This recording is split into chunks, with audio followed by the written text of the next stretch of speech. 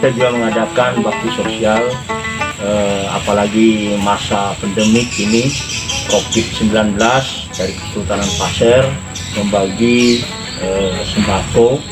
Mudah-mudahan dengan adanya bagian sembako ini ada manfaat bagi masyarakat kita yang membutuhkan. Mereka yang membutuhkan, yang sangat membutuhkan dalam suasana pandemi COVID-19. Mungkin itu yang dapat saya sampaikan. Wabillahi taufiq wal hidayah. Assalamualaikum warahmatullahi wabarakatuh.